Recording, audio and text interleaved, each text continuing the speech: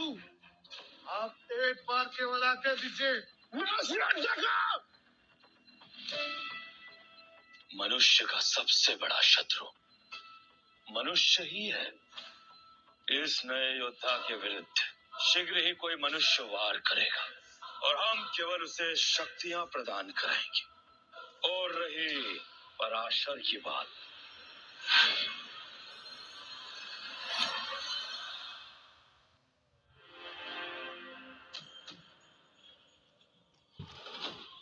हमारे आश्रम में आपका पुनर्स्वागत है आदरणीय अतिथि। क्षमा करें गुरुजन,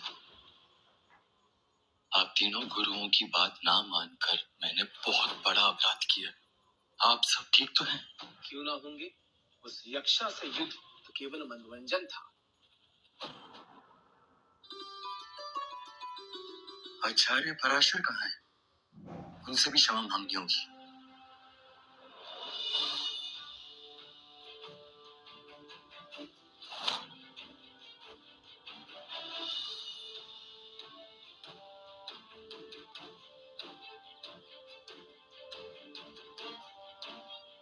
क्षमा चाहता हूँ गुरुदेव।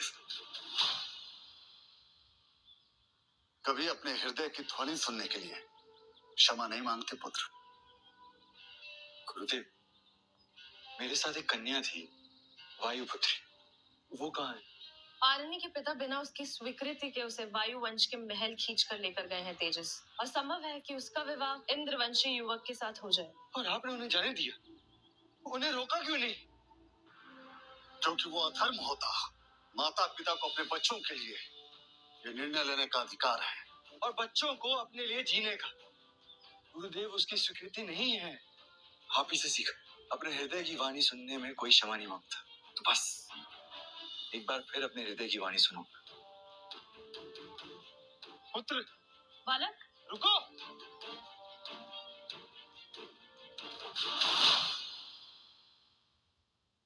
तुम ठीक तो हो ना तेजस?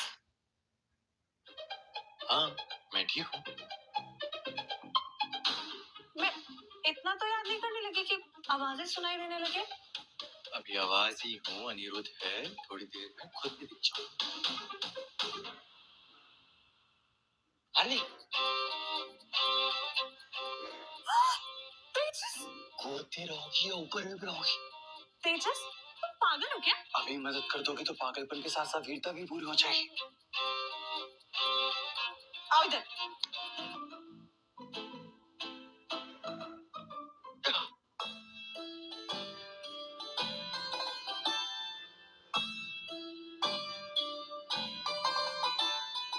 तुमने मुझे फिर खोज लिया। वचन दिया था, तुम्हें अकेला नहीं छोड़ सकता। बिना तुम्हारी स्वीकृति के तुम्हारा विवाह नहीं होने दूंगा। चलो। नहीं, मैं भागना नहीं चाहती। भाग जाना कायरता की निशानी होती है। ठीक है, तो मैं तुम्हारे माता पिता से बात करूंगा, उन्हें समझाऊंगा, शायद वो समझ जाए। चल।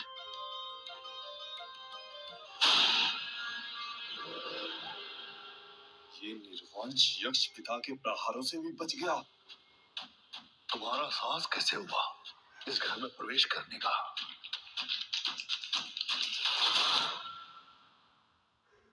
पिताश्री, तेजस एक असीम शक्ति का योद्धा है। इस निर्वंश को तुम योद्धा कहती हो? जो गुरुकुल की प्रथम परीक्षा को उत्तीर्ण नहीं कर पाया, उसे योद्धा कहती हो तुम? नहीं पिताश्री, इसने तो तीसरी परीक्षा में स्वयं आचार्य महेंद्र को, और इसे 3 महान ब्रह्म ऋषि ढूंढ रहे हैं। क्योंकि इस निर्वंश की अपवित्रता से गुरुकुल के सारे प्राचीन यंत्र टूट गए हैं वायु नरेश। मैंने कोई प्राचीन यंत्र नहीं तोड़े, मैं सिर्फ आपकी बेटी से विवाह। मेरी पुत्री से विवाह करना तो दूर, तो उसकी छाया के नीचे खड़े होने योग्य भी नहीं है। विवाह करोगे इससे? शास्त्रों के अनुसार विवाह के लिए कुल और वंश का ज्ञान होना अति आवश्यक है। कौन सा कुल है तुम्हारा? कौन सा वंश और कौन सा गोत्र? अपने पिता का नाम भी ज्ञात है तुम्हें? नहीं, मुझे नहीं पता। मेरा कोई वंश नहीं, मैं सिर्फ अपने गुरुजन को जानता।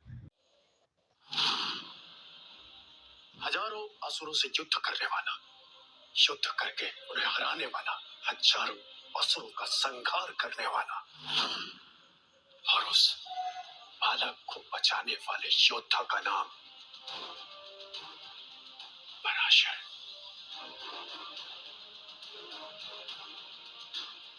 और कितने उपकार करेंगे मुझ पर।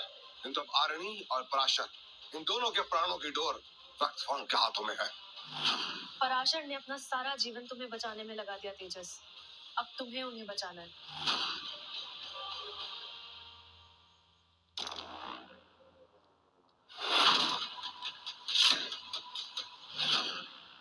गुरुदेव! आओ कालवंशी आओ। मैंने सुना है तुम्हें मेरी प्राण शक्ति की आवश्यकता है। जल्दी ले लो, क्योंकि तुम्हारी प्यारी वायुवासी के प्राण धीरे धीरे मुझ तक आ रहे हैं, धीमी हवा की तरह। अगर प्राण लेना चाहते हो तो मेरा सामना करके लो।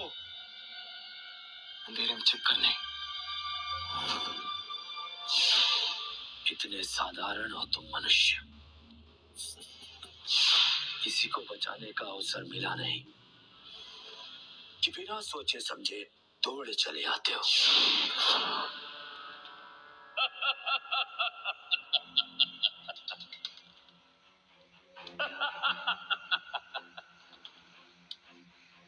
इस मूर्ख ने भी वही किया था, और अब देखो।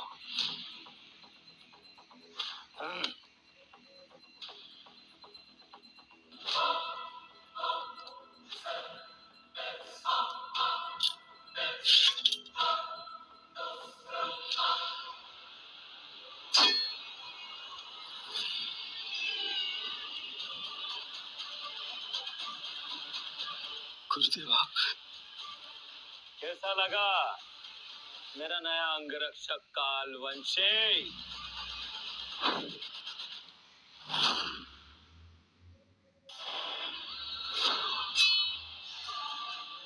गुरुदेव मैं मुझे पहचानिए गुरुदेव।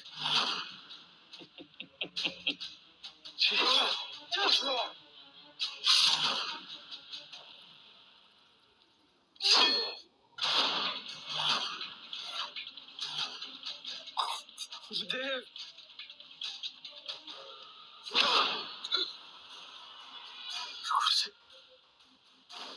मैं आप पे प्रहार नहीं कर सकता गुरुदेव।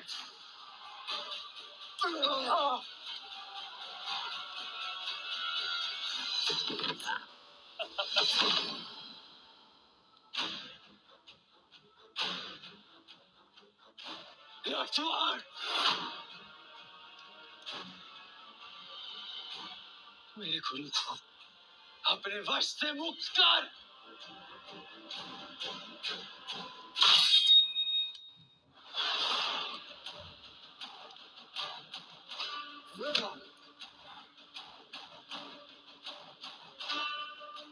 ये वश नहीं है कालवंशी, एक सौदा है, एक ऐसा सौदा जिसके फल को पाने के लिए मैं सालों से प्रतीक्षा कर रहा था। तुम्हारे पूज्य गुरुवर ने एक असुर से सौदा किया था, तुम्हारे प्राण बख्शने का, और इसने मुझे वचन दिया था कि ये युद्ध त्याग देगा। क्या हुआ पराशर, जिसके लिए इतना कठोर त्याग किया, उसको मारने के लिए कैसे मजबूर हो गए तुम? हाँ?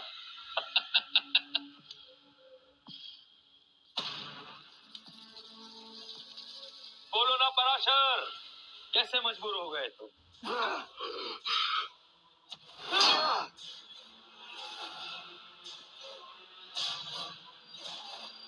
तुम्हारे गुरु का तलवार त्यागना मेरे लिए उसकी मृत्यु से भी बड़ी जीत थी, लेकिन मैं ये भी जानता था कि मैं थोड़ा सा धैर्य रखूंगा तो मुझे तुम्हारी मृत्यु का भी सुख मिलेगा, और वो तुम्हें बचाने के लिए अपनी कठोर प्रतिज्ञा भी तोड़ सकता है। और देखो वही हुआ। जानते हो क्यों काल?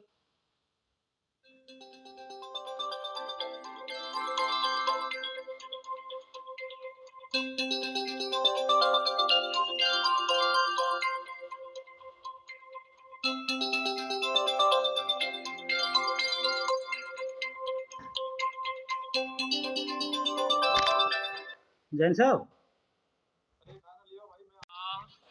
पिता है।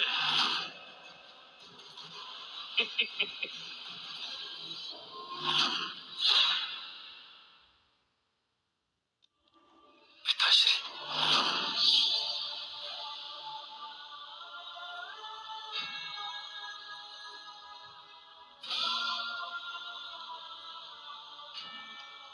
हाँ, बेटे हो तुम इसके। तुम्हारे पूज्य गुरुदेव को एक कालवंशी से प्रेम हो गया था। ये त्रिशूल जो तुम्हारे हाथ में, ये उसी का हथियार था। और मेरे ही सामने इसने तुम्हारी मरती माँ को वचन दिया था कि ये अपने पुत्र की रक्षा करेगा और सब कुछ छोड़कर ये सन्यासी बन जाएगा। जिसे मैं आचार्य का कठोर पद समझ रहा था, वास्तव में वह आपकी रक्षा कवच थी।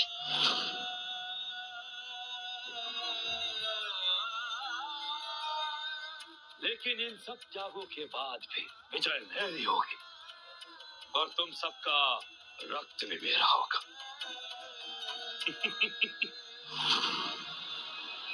पराशर, मारो इसे।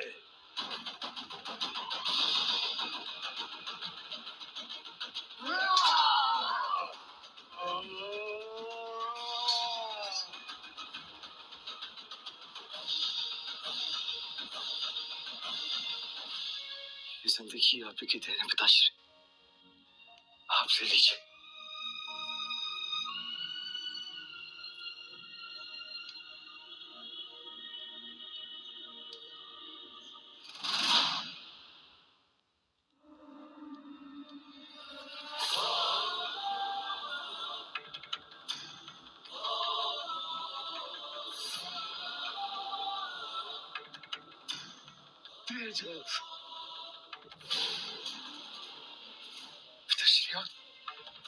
पिताश्री, आप सुन सकते हैं मुझे? भाग जा पुत्र, मैं अपने नियंत्रण में नहीं हूँ।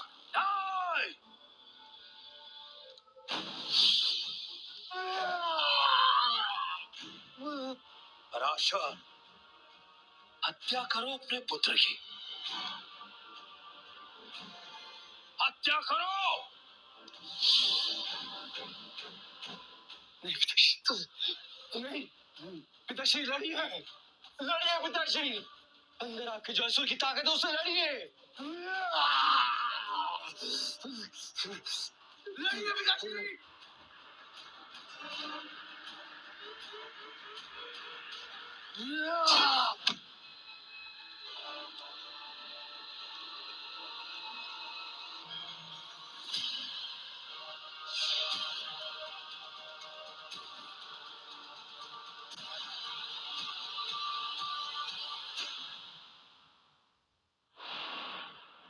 नियंत्रण में छूट रहा है पुत्र। ये क्या कर रहे हो पराशर? मैं आदेश देता हूँ, मारो उसे, खत्म करो अपने वश को।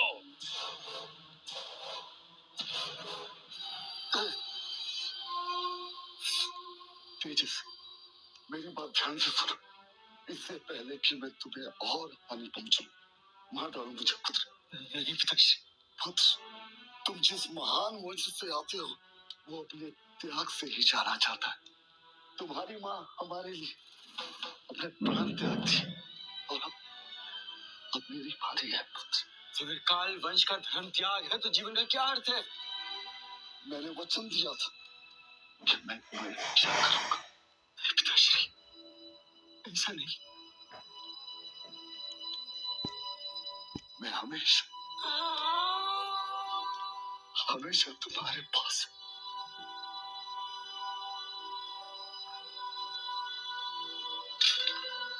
पुत्र,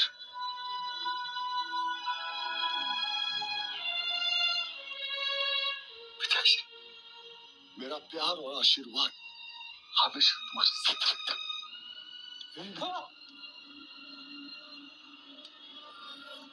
पराशर नहीं।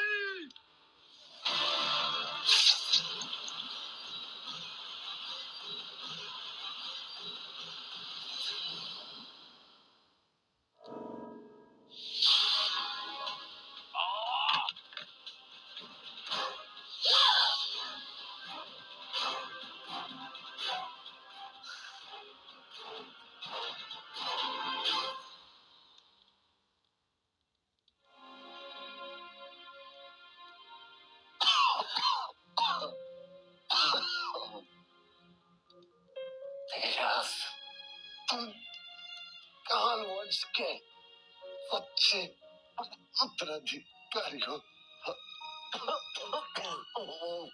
हाँ, तुम्हारी माँ को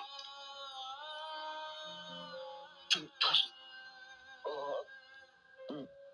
गर्व होता।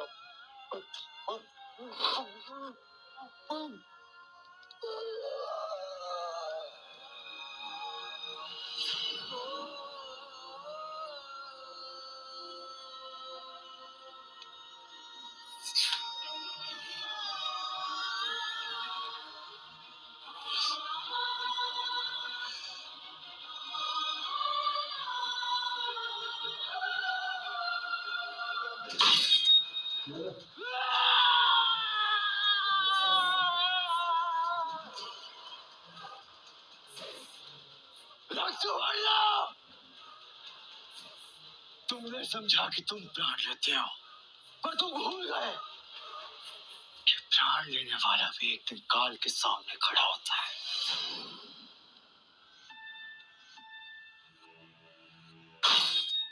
आज मैं योद्धा नहीं हूं, आज मैं पुत्र नहीं हूं, आज मैं तुम्हारा काल हूं।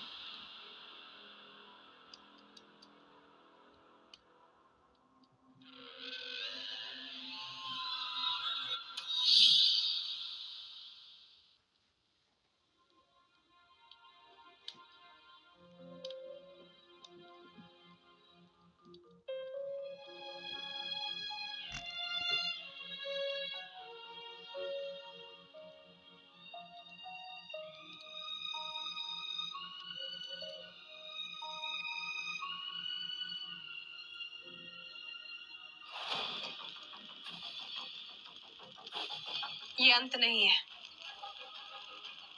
नहीं, ये युद्ध का आरंभ है।